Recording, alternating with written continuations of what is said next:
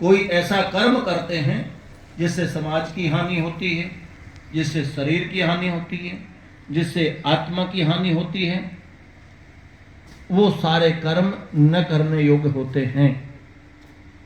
ऐसे कर्म कैसे होते हैं? न करने योग्य होते हैं। जब जब हम ऐसे कर्म करते हैं तो उस समय हमारे जीवन में, हम कब करते हैं ऐसे कर्म? जब हमारे जीवन में अज्ञान होता है। ज्ञान में तो करता ही नहीं। अच्छा, व्यक्ति पाप अंधेरे में करता है कि प्रकाश में? व्यक्ति पाप छुप कर करता है कि सामने करता है? अर्थात हम भी जो पाप करते हैं, जब मन के अंदर पाप आता है तो प्राय छुप कर करते हैं, अज्ञान होता है। तो जब अज्ञान होकर के हम पाप कर्म करते, उस समय हमारी मृत्यु हो जाती है। क्या होती है? मृत्यु होती है। उस मृत्यु से हमें डरना चाहिए और बचना चाहिए। जिसको हम मृत्यु कहते हैं वो तो परिवर्तन है। वो क्या है? परिवर्तन। और परिवर्तन से हम क्यों डरें? इसीलिए मैं निवेदन करता हूं कि हम जीवन में परमपिता परमात्मा की आराधना जरूर करें, निश्चित रूप से। और किसके द्वारा करें? बोले वेद के द्वारा करें। ये सारी विधि हमको कहाँ मिलेगी? बोले वेद में मिलेगी। वेद 4 हैं। वेद नाम ज्ञान का है, वेद नाम प्रकाश का है। तो जिस वेद का हम यहाँ यज्ञ कर रहे हैं, उस वेद का नाम क्या है? सामवेद। सामवेद हृदय का वेद है, सामवेद उपासना का वेद है।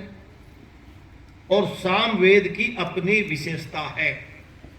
जैसे सभी वेदों की विशेषता है, जैसे वेदपाल जी की विशेषता है, आदरणीय चमन सिंह जी विशेषता है, हमारे प्रमोद जी बैठे हैं, आचार्य जी बैठे हैं। हर व्यक्ति की अपनी कुछ न कुछ विशेषता होती है। तो वेदों की अपनी क्या है? विशेषता है।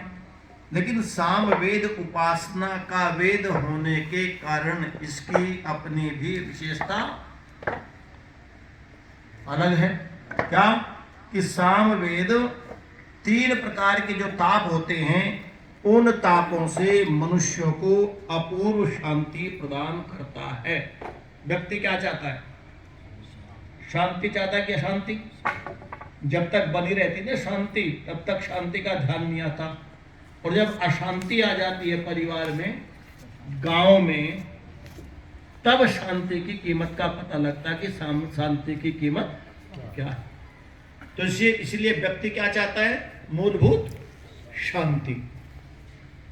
अगर शांति नहीं है तो समृद्धि भी किसी काम की नहीं है। हालांकि समृद्धि हो नहीं सकती।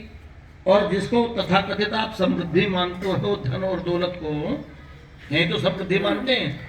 बुद्धि के विकास की समृद्धि नहीं मानते, शरीर के विकास के लिए कोई मायने नहीं है, आत्मा की उन्नति के लिए कोई हमारा प्रोग्राम नहीं है। बस समृद्धि क्या मानते हैं?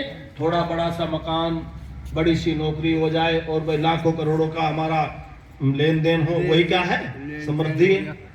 तो ऐसी समृद्धि भी, जिसको हम समृद्धि मानते हैं, जो वास्तव में एक छलावा है, जो एक दिखावा है, यदि उसके आगे और पीछे शांति ना हो तो वो समृद्धि, ऐसी समृद्धि हमको लेकर के डूब जाती है। तो इसीलिए शांति और समृद्धि।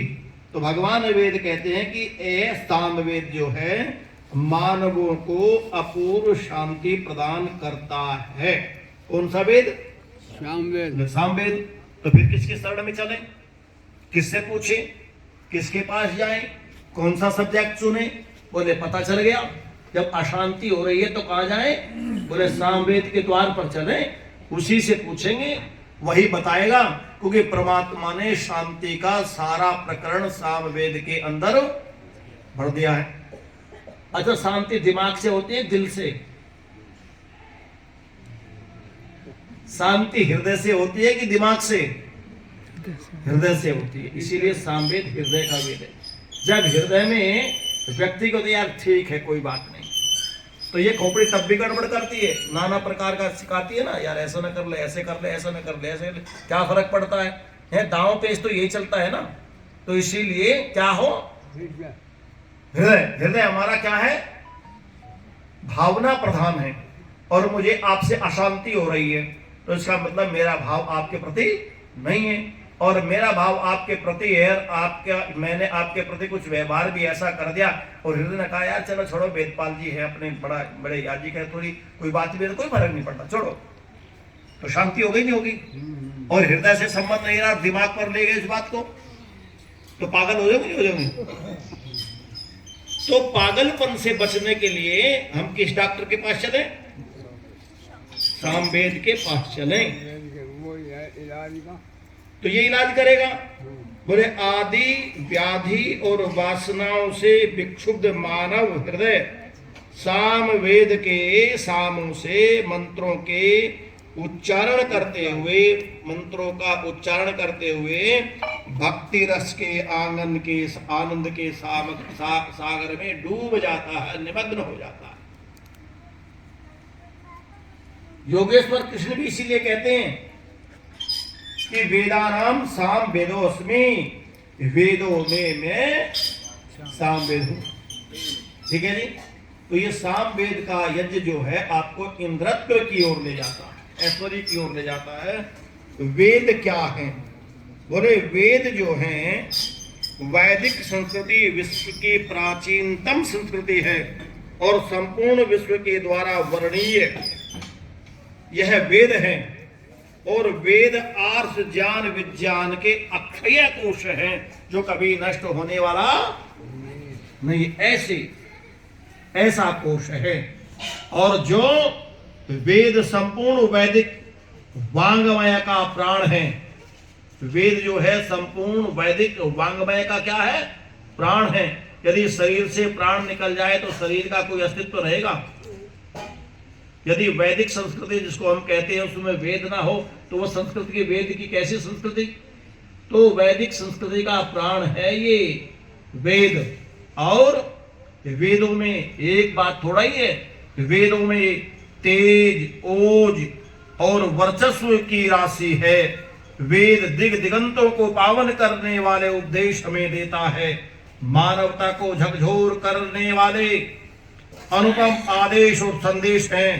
और वेद में एक ही नहीं अपितु आदि भौतिक उन्नति की सीमा है, आदि भौतिक उन्नति की सीमा है वेद के अंदर, और आदि दैविक अभ्युदय की पराकाष्ठा है। ऐसे नहीं कि एक सूत्रीय कार्यक्रम हो। और आगे कहा आध्यात्मिक अवरोहण का सर्वोन्नत रूप है ये वेद। ठीक है जी?